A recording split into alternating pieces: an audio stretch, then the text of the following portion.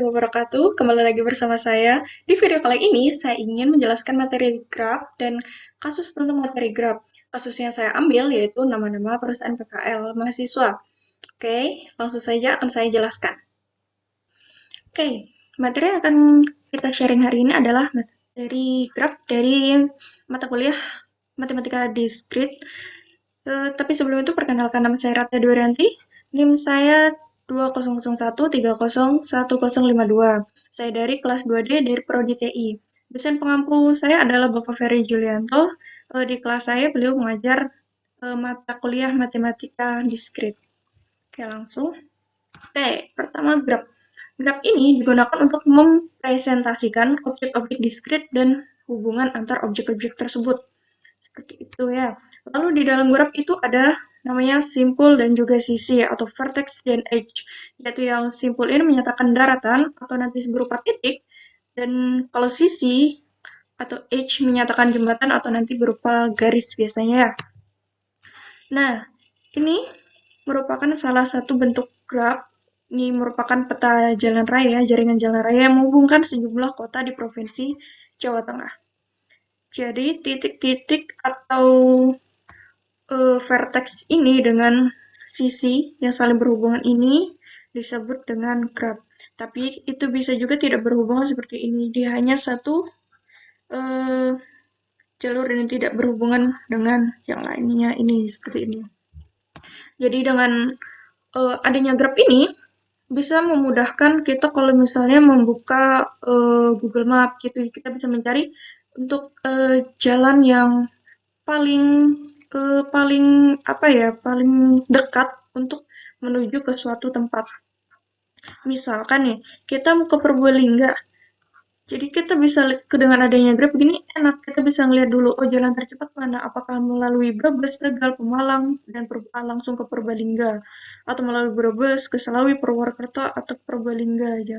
Walaupun semua ini berhubungan, ini bisa saja ke Purbalingga ini, tapi biasanya kan kalau misalnya kita pengiriman barang tuh harus cepat ya, ke konsumen tuh pasti maunya harus cepat datang gitu. Jadi alangkah baiknya kita mengambil jalan yang dekat gitu.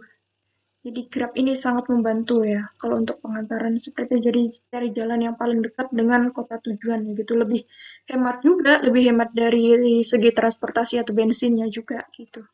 Bisa banyak keuntungannya. Oke, next. Grab ini yang didefinisikan atau dimisalkan dengan V. V ini merupakan vertex dan I ini merupakan edges. Oke. V ini merupakan yang titik-titiknya tadi ya. Kalau edges ini merupakan sisinya yang garis tadi. Oke, langsung saja. Nah, ini merupakan bentuk-bentuk dari grab ya. Ini grab yang sederhana. Nah, ini dari apa namanya vertex, ini namanya edges atau sisinya ya. Bisa dilihat di sini. Dan di sini ini melambangkan sisi. Sisinya sisi E1 itu milik satu apa tadi titiknya itu namanya vertex. Vertexnya si 1 dan 2. Si edges-nya nih ya. Nah, di sini juga ada eh, sisi ganda. Sisi ganda, kenapa disebut sisi ganda? Karena mereka dari berawal dan berakhir di titik yang sama, seperti itu ya. Makanya disebut dengan sisi ganda. Ini ada dua. Ini kalau misalnya, oh sorry. Nah, ini bisa dilihat E3, E4 ini ya. Walaupun dia berada di titik sama, dia tetap memiliki angka sendiri atau sisi sendiri. Ini yang namanya sisi ganda. Lalu di sini ada lagi nih. Ini namanya sisi gelang atau bisa juga disebut dengan kalang. Loop ya biasanya. Dia kenapa disebut dengan gelang? Karena dia eh, berawal dan berakhir pada titik yang sama di situ-situ aja gitu. Ini biasanya nilainya 2 kalau misalnya di apa ya untuk kalau mau dihitung. Nanti kita akan jelaskan lagi ya. Oke, di sini ada graf berarah. Kenapa disebut graf berarah? Karena ini ada arahnya. gitu ya. Karena ini ada arahnya, jadi ini disebut dengan graf berarah. Bedanya cuma ini aja sih ya, ada arahnya dengan tidak. Kalau ini kan tidak berarah ya. Kalau ini ada arahnya dan berarah. Makanya dia disebut berarah. Mudah aja untuk membedakannya. Ini ada kayak segitiga nih arahnya nih. Tapi kan orientasi disebut ke berarah. Ini graf ganda berarah. Kenapa ganda berarah? Karena ini dia sudah berarah tapi dia ada ganda juga. Dia dari ini 4 ke 3, ada juga dari 3 ke 4. Jadi dia graf ganda. Sama yang kayak seperti ini tadi, ini adalah yang sisi gandanya. Graf ganda juga. Tapi ini bedanya ini tidak berarah, kalau yang ini berarah ya.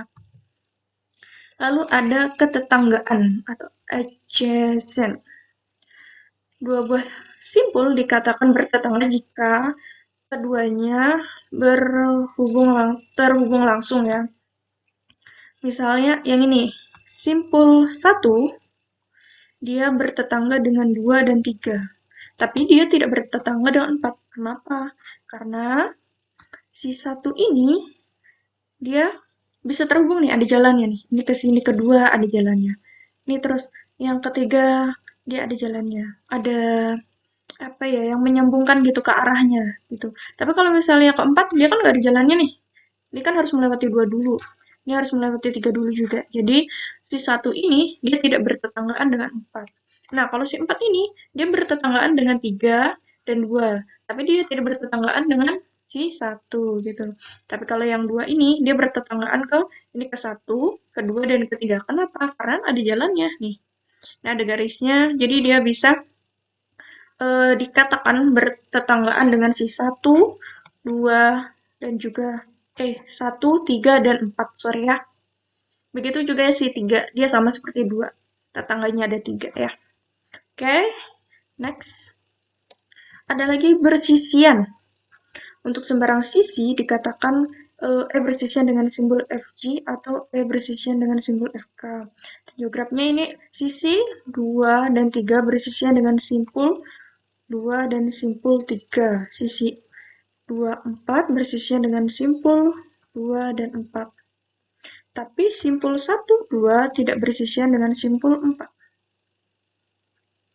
Oke, sisi 2, 3. Kita lihat dulu sisi 2, 3 yang mana? Yang ini. 2 dan 3. Dengan bersisian dengan simpul 2 dan 3. Ya, bersisian. Nih.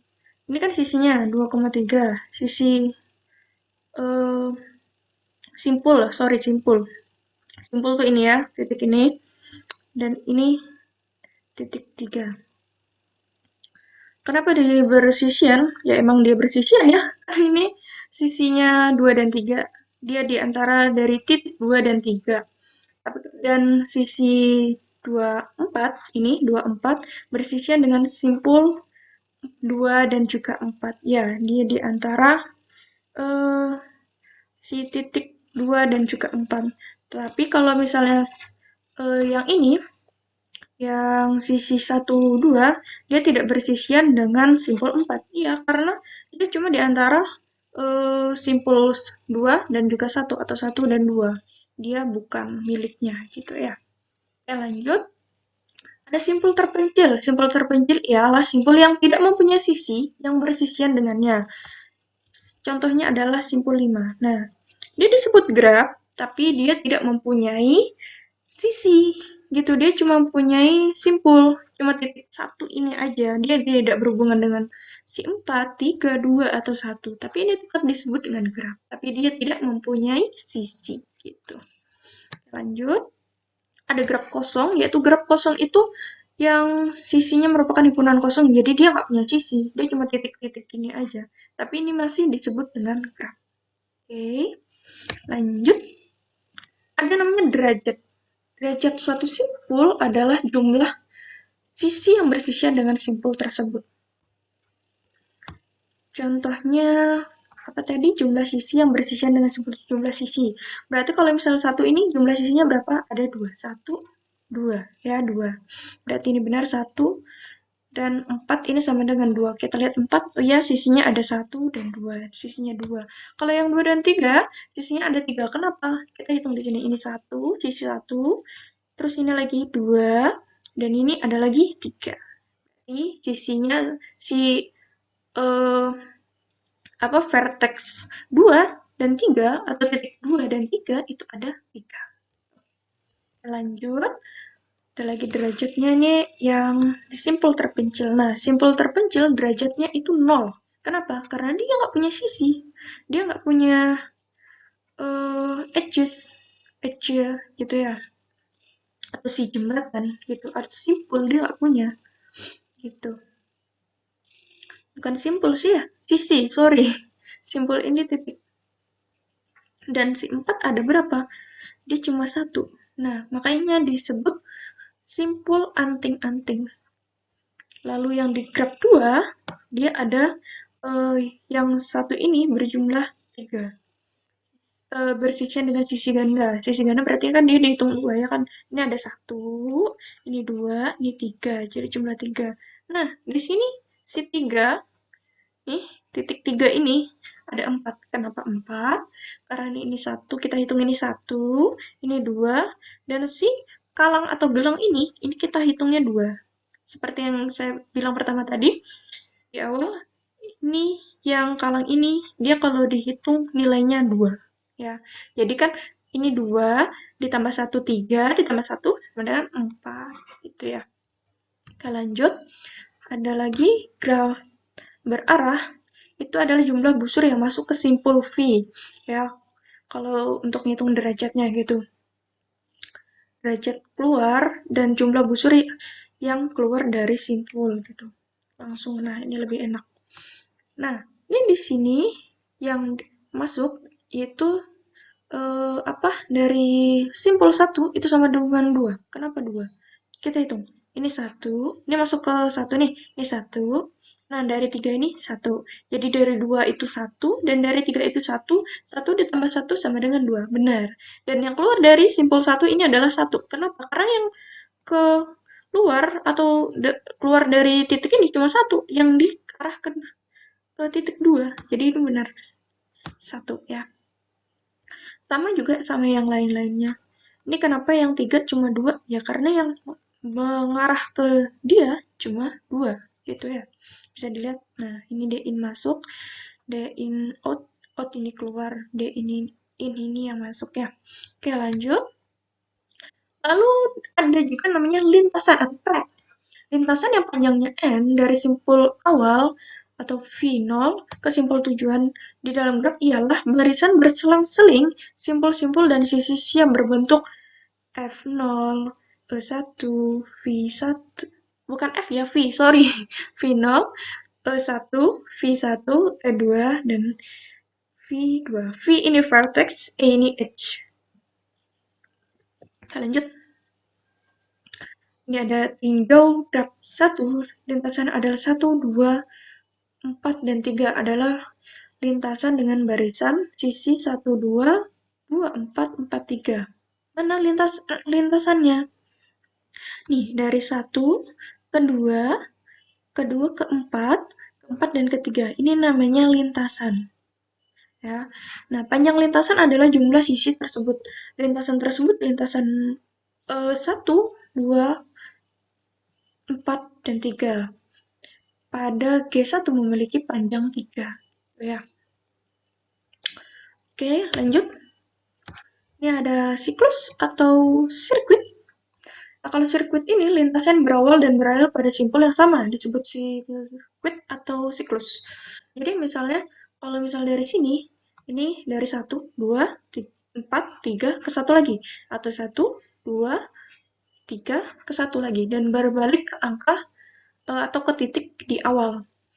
Panjang sirkuitnya adalah jumlah sisi dari sirkuit tersebut. Sirkuit 1, 2, 3, 1 pada G1 memiliki panjangnya 3. Ini sudah saya contohkan tadi ya.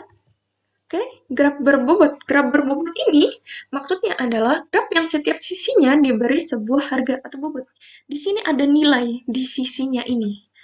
Nah, di setiap sisinya ini ada nilainya.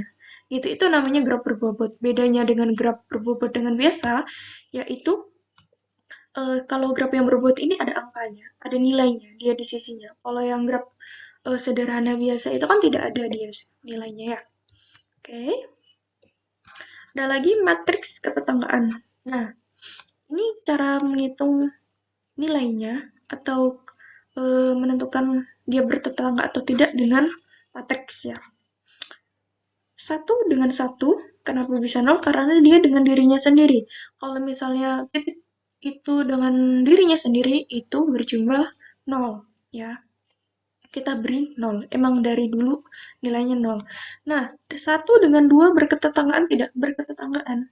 Dia titik 1 dan titik 2. Dia ada jalannya. Jadi, di sini kita beri 1. Kalau misalnya dia bertetangga, maka diberi 1. Tapi kalau tidak, diberi 0.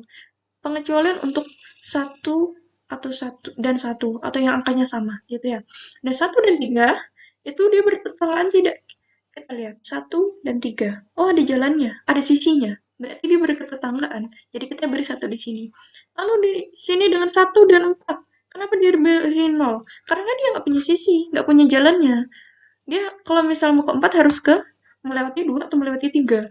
Dia tidak punya sisi sendiri, jalan sendiri gitu ya. Jadi diberi 0 gitu. Begitu juga sama dengan yang 2, 3, dan 4 gitu ya.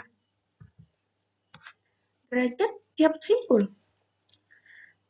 Nah, derajat tiap simpul ini artinya simpul 2 atau titik 2 ini dihitung jumlahnya. Itu kan ini tadi udah ada yang matriks ketetanggaan nih. Kita hitung yang titik satu jumlahnya berapa? Cuma 2, soalnya yang bertetanggaan cuma 1, 2 gitu. Nah, kalau misalnya yang 2, kenapa ada 3, Kak? Soalnya di sini 1, 2, 3. Dia punya sisinya 3. Jadi, derajat simpul 2 ini kan kita hitung aja. 1 ditambah 0, tambah 1 sama dengan berapa? 3. Gitu. Nah, lagi matriks berketetanggaan dapat berbobot ya.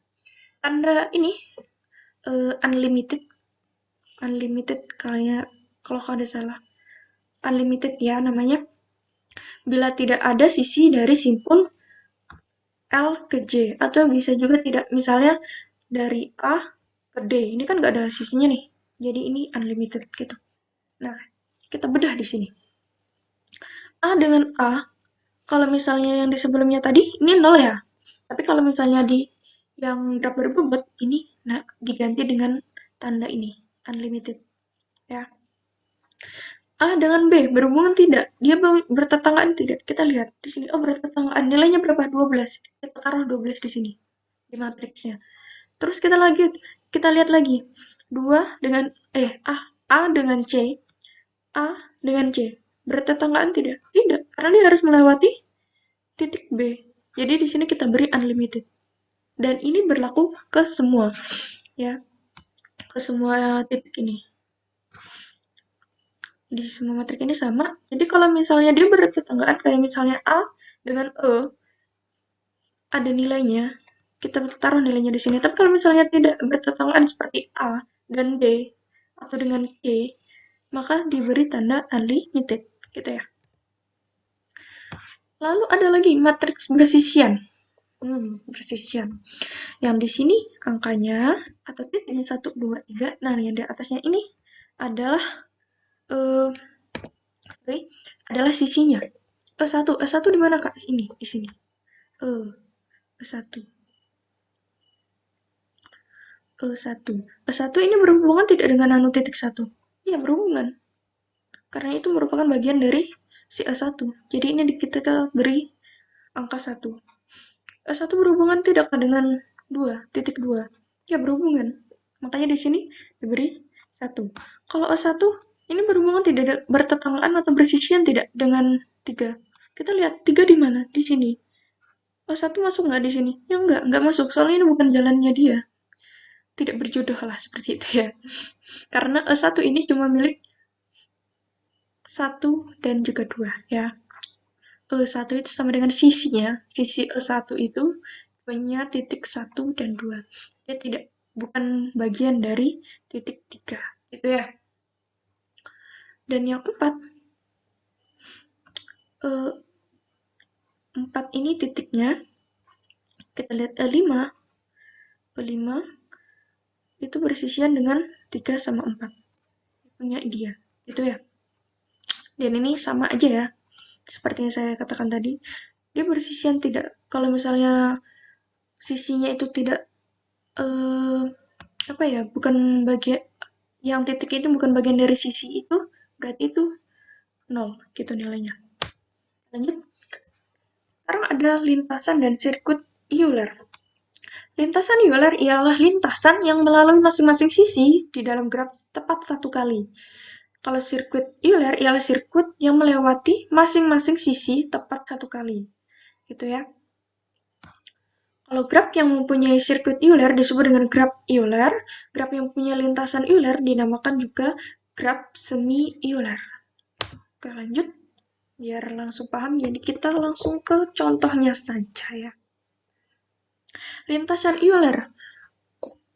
Tadi katanya, kalau lintasan Euler itu dia melalui masing-masing sisi di dalam graf tepat satu kali.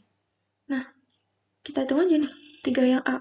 Dari 3 1, 3 ke 1, 1 kan, terus habis itu ke 2, habis itu ke 3, habis itu ke 4, habis itu ke 1. Ini tepat satu kali kan sisinya, dilewati satu kali. Walaupun ini 3-nya 2 kali nggak apa-apa, soalnya kan di sini pernyataannya sisinya yang hanya boleh satu kali. Kalau misalnya titiknya mau berkali-kali juga nggak apa-apa gitu. Lalu di sini ada lagi dari 1 ke 2, habis itu ke 4, habis itu ke 4, habis itu ke 6, habis itu ke 2.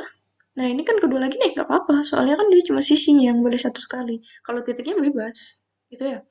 Habis itu ketiga, ke 6 lagi, ke 5 lagi, ke 1 lagi, dan balik lagi ke 3, gitu ya. Lalu ada sirkuit Euler, sini, artinya dia harus balik lagi guna sirkuit yang melewati masing-masing sisi tepat satu kali. Sama sih, kurang lebih aja ya, mirip Euler dan juga lintasan dan sirkuit Euler, gitu. Kalau yang C ini dari 1, ke 2, ke 3, ke 7, habis itu balik lagi ke 1, ke 1, ke 2, ke 3, ke 4, ke 7, balik lagi ke 3, habis itu ke 5, habis itu ke 7, ke 6, ke 5 lagi, ke 2 lagi, ke 6, ke 1. Dia balik lagi ke titik awal. Oke, lanjut. Di sini ada yang berarah ya. Berarah ini sama aja malah lebih mudah menurut saya. Jadi kelihatan arahnya kemana-kemana gitu ya kan. Arah ini kita lihat dari A ke G, habis itu ke G, ke C, habis ke C ke B lagi, habis itu ke G lagi. Mutar lagi ya. Awalnya dari apa ini ya? Ini ke sini. Oh, ya bisa dilihat lah ya nih di sini ya. A ke G, habis itu ke C, habis itu ke B, ke G, ke E. Oh, ini berarti panahnya yang salah ya, ini terbalik. Ini ke E, habis itu ke D, ini ke F, ini ke A. Dan ini berarah.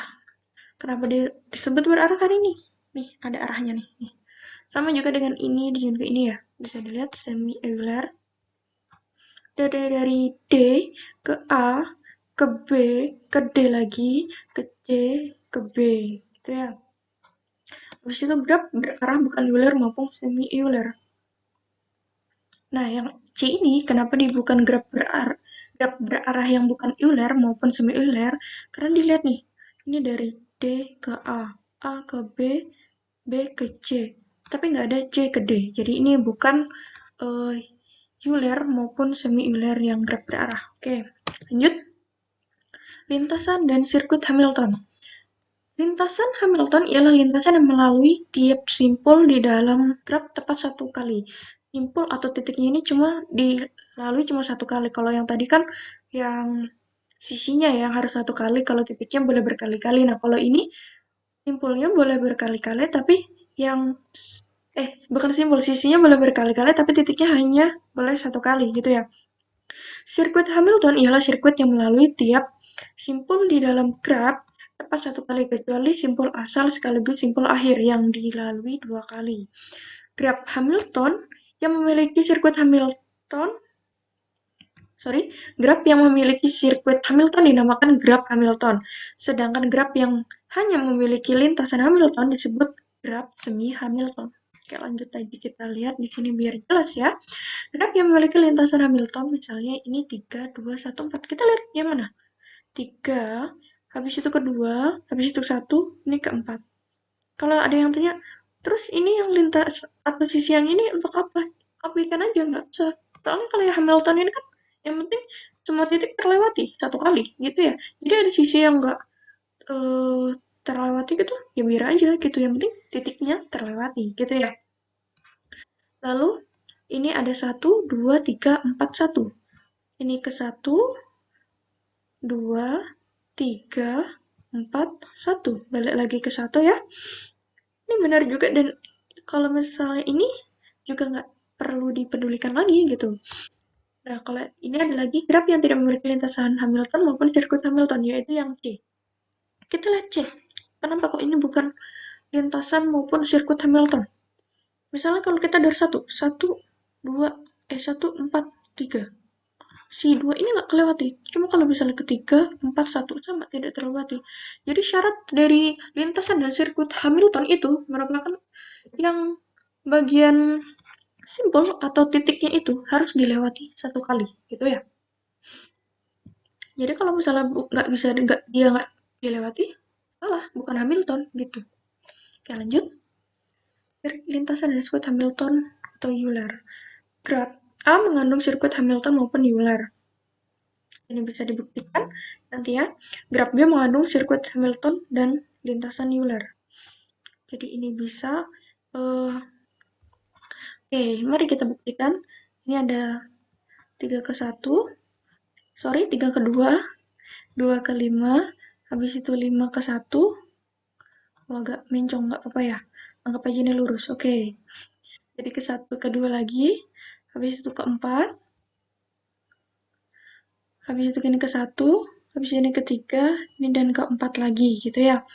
Jadi benar ya. Oke, lanjut. Ada lintasan dan sirkuit Hamilton yang diterapkan dengan pengaturan tempat duduk. Ini gimana, Kak? Ini, misalnya kita dari 5. Ini anggaplah berapa ini ya? 4 ya.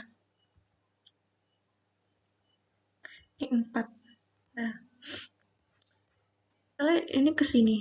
1 ke 2, 2 ke 3, 3 ke 4, 4 ke 5, 5 ke 6, 6 ke 7, habis itu ada 7 ke 8, 8 ke 9, habis itu 9 ke 1.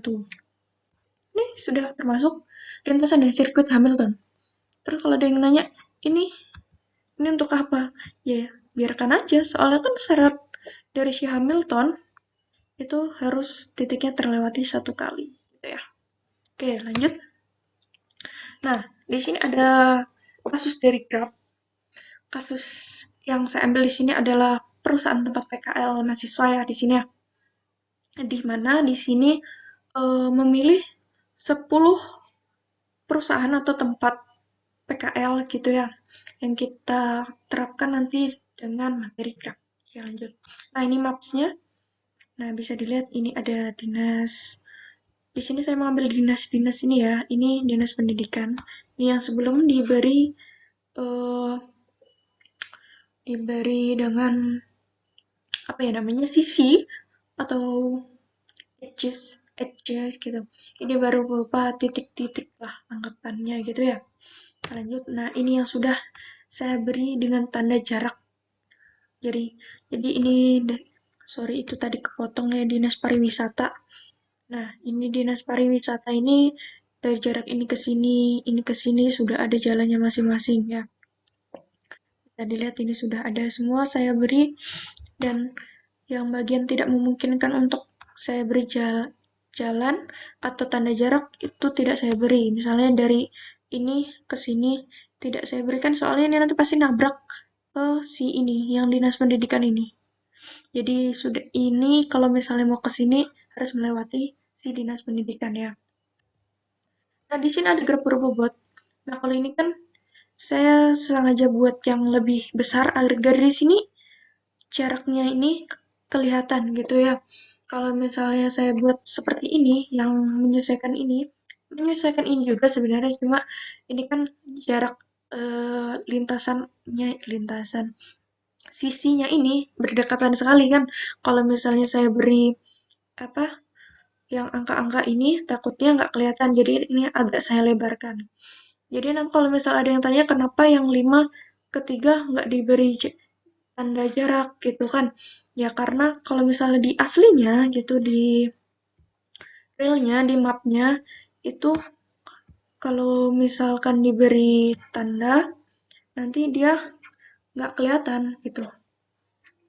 Jadi ini sudah saya beri bobotnya juga ya. Ada keterangan juga nih, saya beri keterangan yang satu ini dinas pemadam kebakaran, yang dua ini kepemudaan dan olahraga, yang tiga kominfo, yang empat ini pendidikan, kelima pariwisata dan kebudayaan dan pemuda, lalu yang enam ini peternakan, yang tujuh ini ada koperasi, dinas koperasi, yang kedelapan ini ada dinas kelautan dan perikanan, yang kesembilan ini ada dinas kesehatan Kabupaten Tanah Laut.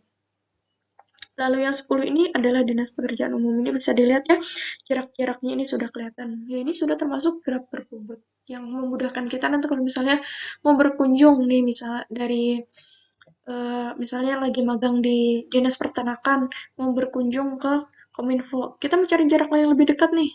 Lewat mana? Lewat ke sini atau lewat yang dinas pendidikan langsung ke Kominfo gitu. Jadi bisa kita memperkirakan waktu tercepat juga lintasan atau jalur yang tercepat supaya bisa menghemat bahan bakar dan juga biaya transportasi. Ya. Nah, ini ada daftar urutan nilai grab atau dari jarak yang terkecil dari sisinya yang terkecil sampai terbesar. Ini yang pertama dari sisi 56, kita lihat 56 apa paling kecil, 5 ke 6. 5 ke 6 yaitu Dinas Pariwisata dan Peternakan, emang itu dekatnya, 29 meter. Lalu yang paling besar di sini ada lagi yang paling besar yaitu 6 ke 2 dengan 650 meter, yaitu Dinas Peternakan ke Dinas Kepemudaan. Ini ke sini ya. Ini memegang jarak terpanjang dengan 650 meter ya. Oke, lanjut ada bergerak tetanggaan. Seperti yang saya bilang di awal tadi, kalau satu dengan satu itu pasti nol. Ya, nilainya nol. Kalau satu dan dua itu kita lihat bertetanggaan nggak dia? Kita lihat dari sisi ini. Satu dan dua bertetanggaan. Dia ada jalur, ada sisinya. Berarti nilainya satu. Yang saya jelaskan tadi ya, dia ada. Kalau misalnya ada sisinya yang bertetanggaan itu berarti dia bertetanggaan dan diberi dengan nilai satu. Kalau misal tidak bertetanggaan, nggak ada sisinya nih, nggak ada arah ke dari titik itu ke titik satu ke tiga misalnya. Nah, jadi nilainya nol gitu ya. Sama ini semuanya ya. Begitu juga konsepnya. Lalu ada bertetanggaan berbobot. Nah, sama ya seperti yang tadi. Nah, ini kita ambil contoh dan yang eh, titik satu dengan titik 2 nilainya 82. Kita lihat dulu ini dengan satu dan 2 nilainya 82 meter. Ini bobotnya ya, bisa dilihat ini bobotnya, ini bisa termasuk di dalam graf berbobotnya, bobot 82 meter. Benar, berarti ya sama seperti yang saya jelaskan tadi itu. Kalau misalnya dia nggak bertetanggaan, misalnya antara 1 dan 3, kita lihat 1 dan 3. Mana sih 1 dan 3 gitu kan. Ini titik 1, ini titik 3. Nih, 3, 1. Dia nggak bertetanggaan, nggak ada sisi yang bisa ketiga ini harus melewati si 2. Jadi dia tidak bertetanggaan ya. Jadi nilainya itu unlimited kalau di sini. Oke, mungkin itu saja yang dapat saya sampaikan. Salah hilap, saya mohon maaf. Wabillahi taufiq wal hidayah. Wassalamualaikum warahmatullahi wabarakatuh. Bye.